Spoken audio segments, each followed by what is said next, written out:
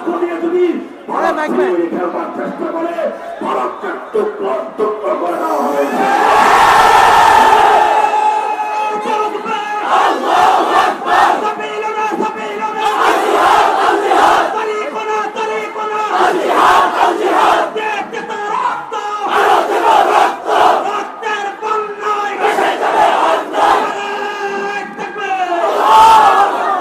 গোলামি করবো একমাত্র কার?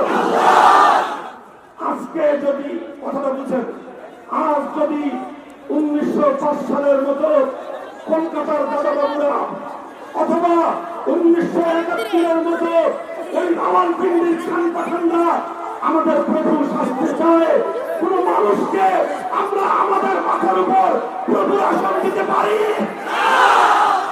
যদি আমার দেশের কোন নাগরিক হয়ে অথবা আমার দেশের কোন নেতার কন্যা হয়ে যদি আমার দেশের জনগণের উপর প্রভু সেজে বসতে চায়, আমাদের ভাই না ভেবে আমাদেরকে যদি তার দাস আর গোলাম বানাতে চায়, বাংলার তৌহিদি জনতা, স্বাধীনতাকামী জনতা সেটাকে বরদাস্ত করতে পারে?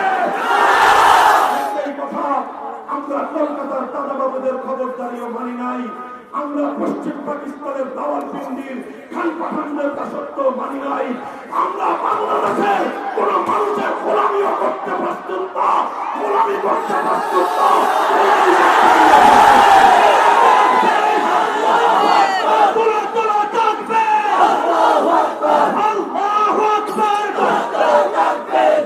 ইনশাআল্লাহ দেশকে মুক্ত করবার জন্য, উম্মত মুসলিমার চির স্বাধীনতাকে সমুন্নত রাখবার জন্য, মুসলিম জাতির স্বার্থকে রক্ষা করবার জন্য, মুসলিম মানবতার অধিকার আদায়ের জন্য যদি আবার আল্লাহ জুনায়েদ বাবুনগরী আরেকটা ডাক দেন এদেশের মানুষের ভাগ্য পরিবর্তনের জন্য, আল্লাহ নবীর ইজ্জতের হেফাজতের জন্য যদি আল্লাহ আহমদ শফি ডাক দেন আবার ছাত্র দপ্তরে যেতে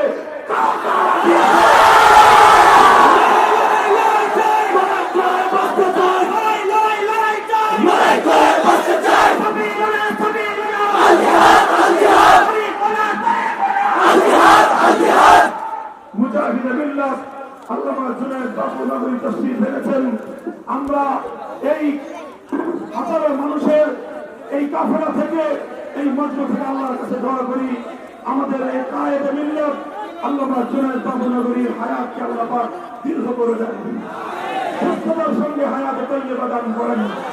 ইনশাআল্লাহ হযরতের মুক্তসর কথা শুনে আখিরি মুনাজাত করে সবাই বাড়ি ফিরবেন, ঠিক আছে তো? ইনশাআল্লাহ বসে পড়েন সবাই, যারা বাইরে দাঁড়িয়ে আছেন দয়া করে আপনারা প্যান্ডেলের ভিতরে এসে সুন্দরভাবে বসে পড়ুন, দীর্ঘ আলোচনা হবে না, অল্প কিছুক্ষণের মধ্যেই কায়েদে মিল্লাত আল্লামা জুনায়েদ বাবুনগরীর আখিরি দোয়ার মাধ্যমে মাহফিল সমাপ্ত হবে।